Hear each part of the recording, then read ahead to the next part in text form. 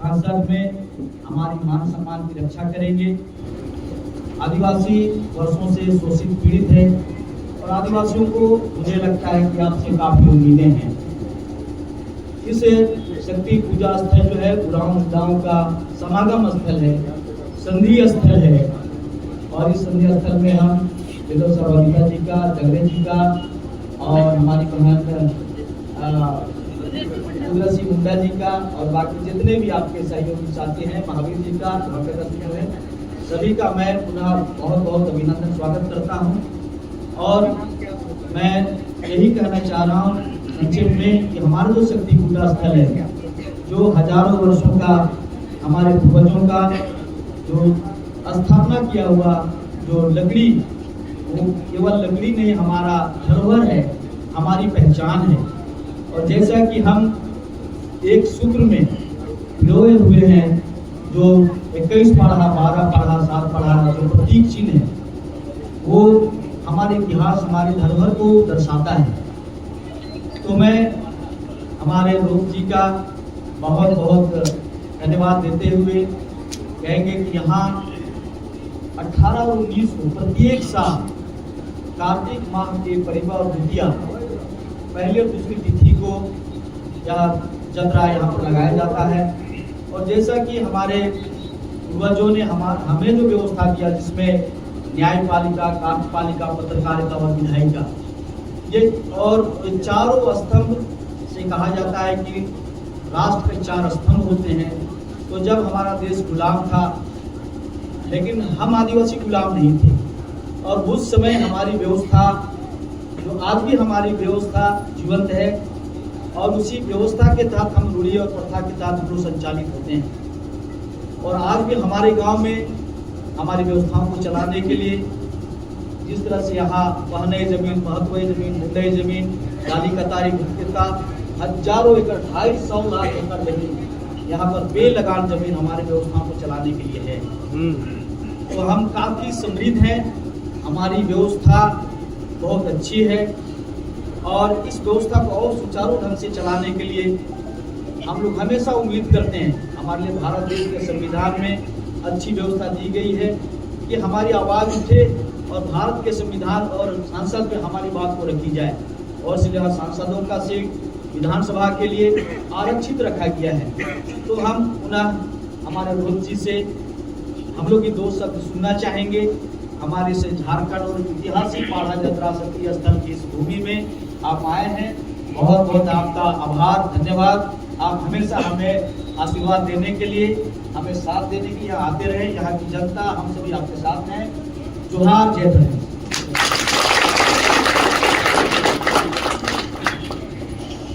सभी साथियों को सेवावार।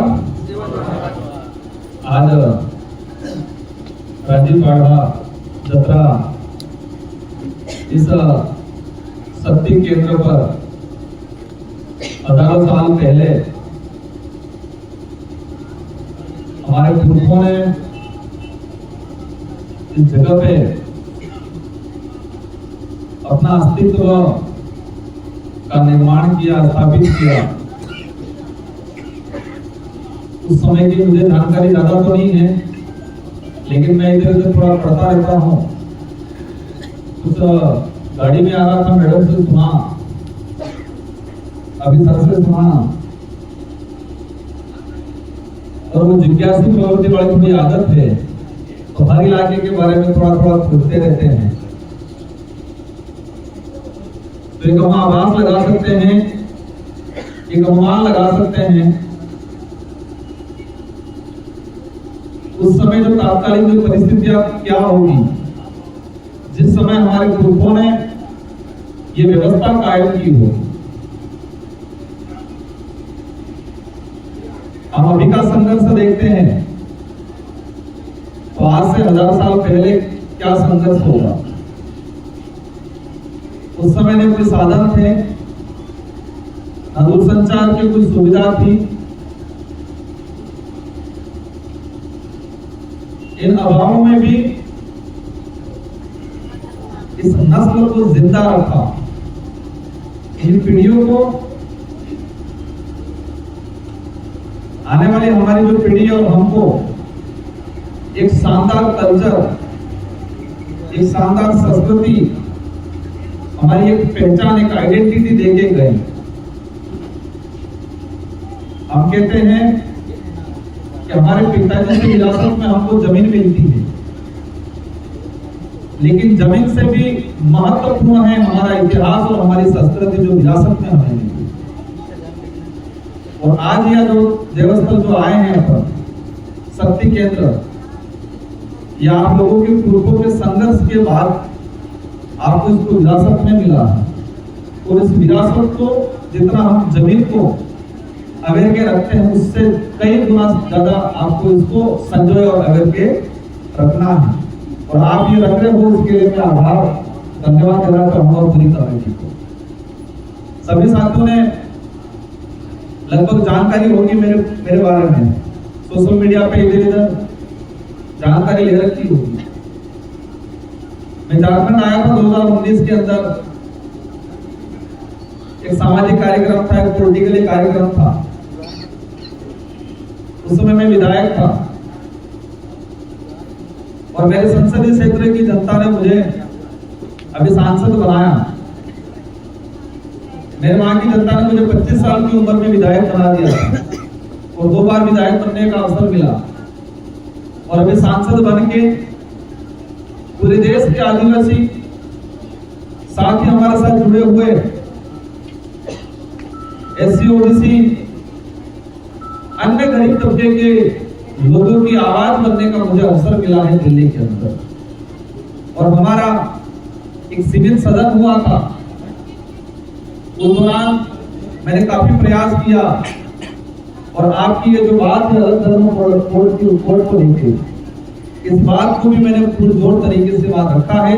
और मैं कहीं पर भी जाता हूं, मैं सरना धर्म को साथ ही पूरे देश के आदिवासियों की अलग से एक आइडेंटिटी के लिए जो अंग्रेजी शासन व्यवस्था में 1871 से लगा के जब जनगणना स्टार्ट हुई, उस दौरान पूरे देश के आदिवासियों के अलग से धर्म कॉलम था। लेकिन आजादी के बाद वो हटा दिया गया और उसका नुकसान ये हुआ कि हमारी आइडेंटिटी खत्म होती गई।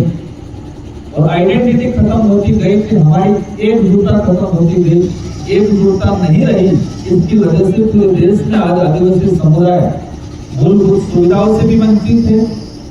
रिजर्वेशन की लड़ाई, जंगल की जमीन की लड़ाई, अपने कल्चर की लड़ाई बचाने को लड़ाई, अपने इतिहास को बचाने की लड़ाई लड़ता आ रहा है, लेकिन सफलता ज्यादा मिल नहीं पा रही। सफलता इसलिए नहीं मिल पा रही है कि एकजुटता नहीं, साथ ही कनेक्शन नहीं। आज ये माला पहना है मुझे, इस फूल की कीमत अगर ये संजोया हुआ एक साथ पिरोया हुआ नहीं होता तो इस फूल की कीमत नहीं होती। इसकी कीमत इसलिए है कि ये एक माला में, धागे में पिरोया हुआ, मतलब आपस में जुड़ा हुआ है। और हमारी सबसे बड़ी समस्या ये हो गई कि पूरा देश का आदिवासी आपस में जुड़ा हुआ नहीं, वो बटा हुआ। पहला बटा राज्य में, फिर बटा कल्चर में बट गया, फिर धर्म में बटा, हर प्रकार से बढ़ गया। और बढ़ने के बाद आप समझते हो ये फूल है, उसको अगर अलग अलग बिखेर दिए गए तो इसकी वैल्यू नहीं रही। पूरे देश के अंदर 2011 की जनगणना के आधार पे 10 करोड़ 42 लाख से ऊपर ट्राइबल आदिवासी है। और मैं पूरे देश के अंदर जो घुमा उसके हिसाब से 3 से 4 करोड़ ऐसे आदिवासी हैं जो उनको आदिवासी का प्रमाण पत्र आदिवासी की सूची में नहीं रखा। और जो 10 करोड़ 42 लाख जो गवर्नमेंट का आंकड़ा है, उसमें कुछ बोगस भी आ गए। आप समझते होंगे बोगस शब्दों को, लेकिन जो वास्तविक लोग हैं, आज भी महाराष्ट्र, मध्य प्रदेश, हरियाणा का कुछ इलाका, असम, त्रिपुरा, हमारे उरांव समुदाय है आज, लेकिन असम और त्रिपुरा में उरांव रहने वाला आज एसटी में नहीं है, वो एसटी के अंदर आज नहीं है। ऐसे ऐसे कई इलाकों के अंदर ये स्थिति बनी हुई है, इसलिए कि हम बिखर गए। और आज ऐसे भारत आदिवासी पार्टी से सांसद हूं, लेकिन मैं पार्टी और सांसद से पहले एक सामाजिक भावना से समाज हित में काम करने का कार्यकर्ता के रूप में पहले मैं समझता हूं, और इसी रूप में हम काम ज्यादा पहले करते हैं। हम पहले विधायक रहे, कई लोग ऊपर आए, आपको पता है देश में जोड़ तोड़ तो चलता है बहुत ज्यादा, लेकिन हमने ये देखा कि हम जोड़ तोड़ वाली स्थिति में रहेंगे तो हमारा भला हो जाएगा। लेकिन हम जिस उद्देश्य से निकले हैं कि पूरे देश के अनेक अनेक राज्यों में जो आदिवासी समुदाय बिखरा है उसको एकजुट कैसे किया जाए, वो उद्देश्य पूरा नहीं होगा। तो झारखंड के अंदर मैं यहाँ पर ज्यादा चर्चा नहीं करना चाहूंगा, आप सभी समझदार हैं। मुझे जैसे एक पार्टी का पदाधिकारी से ज्यादा एक समाज के हित में काम करने वाला कार्यकर्ता ज्यादा समझना है आपको मुझे, और हम सब मिलकर प्रयास कर रहे हैं कि कनेक्शन बने पूरे देश के ट्राइबलों का, पूरे देश के पिछड़े लोगों का एक कनेक्शन बने, आपस में जुड़ाव हो, ताकि झारखंड में कभी भी कोई भी आपत्ति आए या झारखंड में कोई मांग हो तो वह राजस्थान मध्य प्रदेश का आदिवासी भी उसी दौरान सड़कों पे उतरे, ये जूता दिखानी है हमको आने वाले समय। और इसी उद्देश्य से हम लोग काम कर रहे हैं।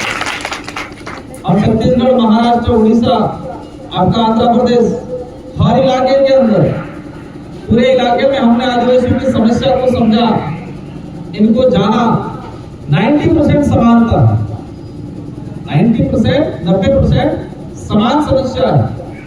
इसलिए आज इस अवसर पर आपने इस देवस्थल पितृदेव शक्तिपीठ पर एक मान सम्मान दिया, उसके लिए आपको तहे दिल से धन्यवाद देना चाहूंगा। और हम झारखंड के अंदर भारत आदिवासी पार्टी के तहत एक अभियान के रूप में हमने भी देखा, 2 बार विधायक बना, उसके दौरान देखा, इससे पहले पॉलिटिक्स में देखा, तो बहुत कम उम्र में हम एक संघर्ष के माध्यम से पॉलिटिक्स में आए। और इसलिए आए कि हमें लगा कि हमारा नेतृत्व करना कोई है नहीं और नेतृत्व करने की जरूरत है। आज रिजर्व सीट सर बता रहे थे, ये रिजर्व सीट है। रिजर्व सीट का प्रावधान इसलिए किया गया ताकि उस कम्युनिटी का, उस क्षेत्र का प्रतिनिधित्व हो।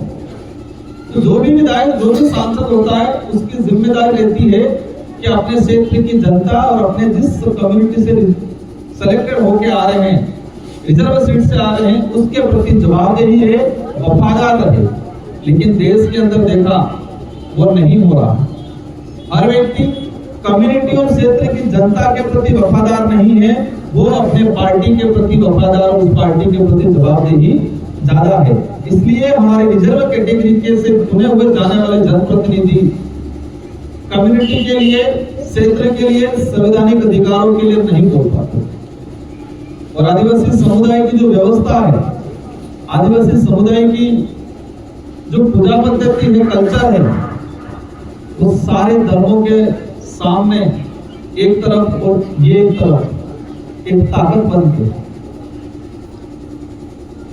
यहाँ पर न्याय व्यवस्था, कार्यपालिका, देश आजाद हुआ या अंग्रेज आए, उस समय से अस्तित्व में थोड़ा बहुत आया, लेकिन ये हजारों सालों से आ रहा है। और इसीलिए जयपाल सिंह मुंडा ने संविधान समिति की एक बैठक में कहा था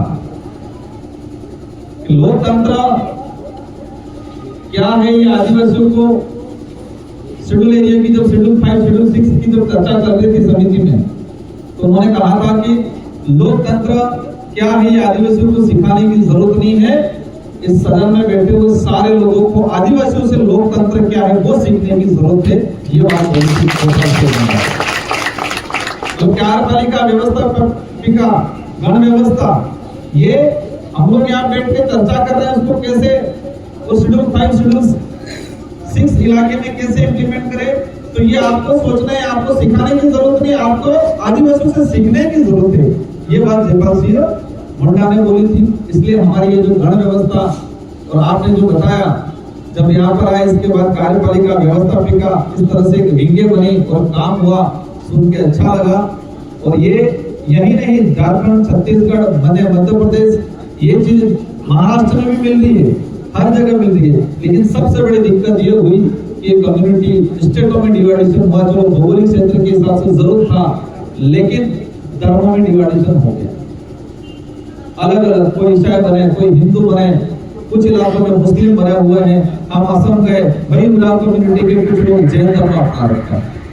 अलग अलग धर्मों में, सभी धर्मों में आदिवासी बढ़ गया। जब अत्याचार होता है तो कहते हैं नहीं ये तो वो धर्म का है, ये नहीं कहेंगे वो आदिवासी है, क्योंकि इसकी पहचान कैसी होगी?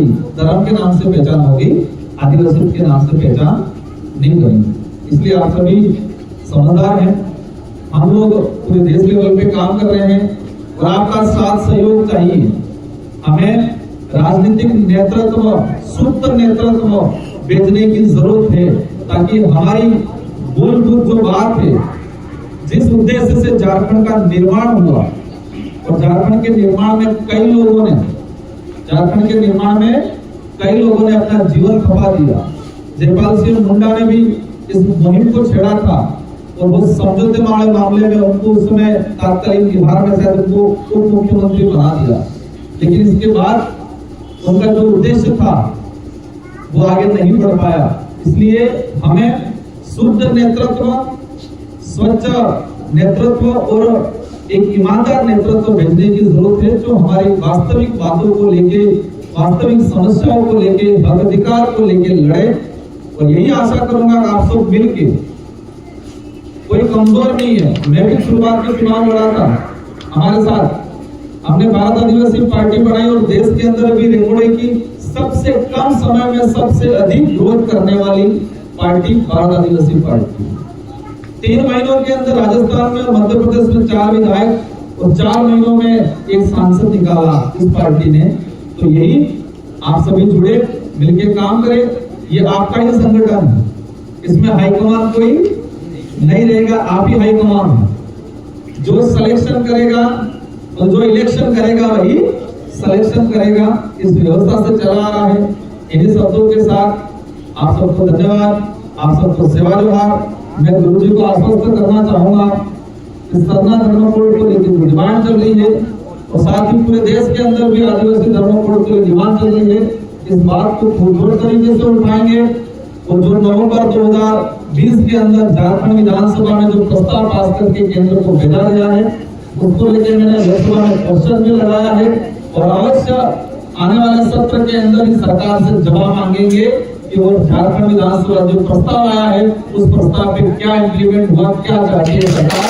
आने वाले लोकसभा जो सदन आएगा उसी सदन में मैं क्वेश्चन लगा के इसका जवाब मांगे उसको इम्प्लीमेंट कराएंगे। धन्यवाद, आभार, जय जोहार, सेवा जोहार।